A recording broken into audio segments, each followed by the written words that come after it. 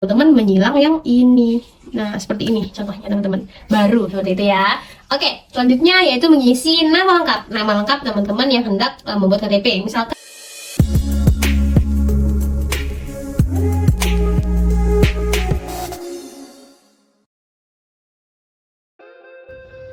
halo teman-teman, menjadi bisa, ketemu lagi di channel YouTube Menjadi Bisa. Wah, gimana nih kabarnya teman-teman semua?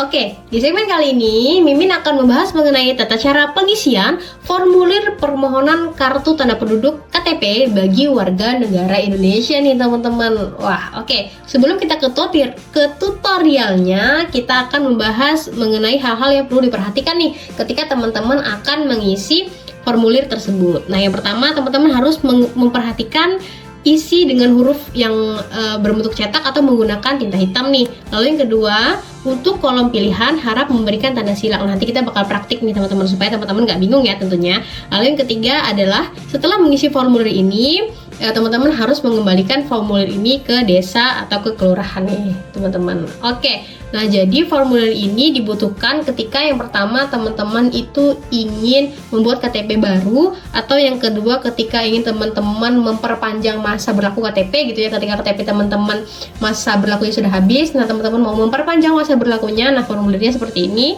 Lalu ketika teman-teman hendak mengganti KTP atau ketika KTP teman-teman hilang, seperti itu ya. Oke, langsung aja kita ke tutorial pengisiannya. Nah, yang pertama yang perlu teman-teman isi adalah alamat pemerintah provinsi, kabupaten, kecamatan, dan kelurahannya gitu ya. Oke, kita contohkan yang pertama di sini pemerintah provinsi, misalkan Provinsi Lampung. Lalu yang kedua ada pemerintah kabupaten atau kota. Ada Kabupaten Tulang Bawang. Misalkan, nah kecamatannya misalkan di Kecamatan Banjar Agung.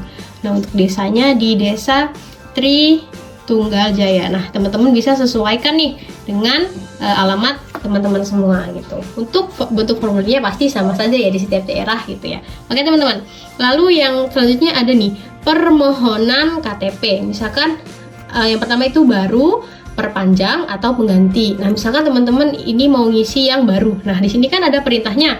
Untuk kolom pilihan, harap memberi tanda silang pada kolom pilihan.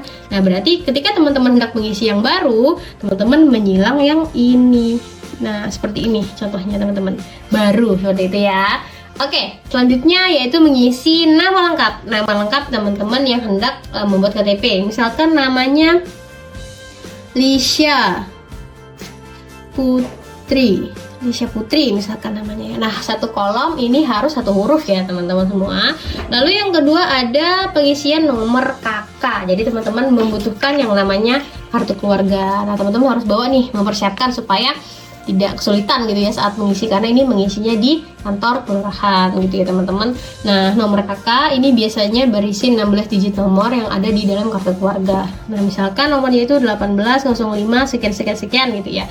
Lalu selanjutnya ada NIK atau nomor induk kependudukan. Nah, teman-teman bisa cek NIK-nya itu ada di KK bisa, atau ada di KTP nih teman-teman. Di KTP yang lama itu juga bisa, NIK-nya kan sama aja ya. Oke, teman-teman isi 16 NIK-nya. Misalkan 180508 sekian. Lalu alamatnya diisi sesuai dengan yang ada di kartu keluarga, atau di KTP juga bisa gitu ya teman-teman. RT, RW-nya, lalu kode pos. Nah, kode pos ini bisa teman-teman akses di internet gitu ya teman-teman. Oke, yang selanjutnya ada teman-teman harus mempersiapkan juga pas foto formal gitu ya, 2x3 ukurannya. Lalu ada cap jempol. Nah, kalau cap jempol ini kalau nggak ada gitu bisa diganti ke tanda tangan. Nih, tanda tangannya di sini teman-teman. Selanjutnya kalau udah selesai semua diisi, sudah teman-teman cek, baru kita tanda tangan di sini. Pemohon misalkan namanya tadi Lisha ya.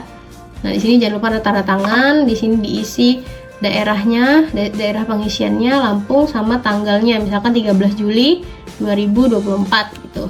Lalu mengetahui kepala desa atau kelurahan, nama sama NIP kalau ada. Lalu selanjutnya ada nama dan NIP dari camat gitu ya teman-teman. Oke, setelah pengisian ini semua selesai, baru nanti diserahkan lagi ke kantor desa atau kelurahan untuk mendapatkan validasi.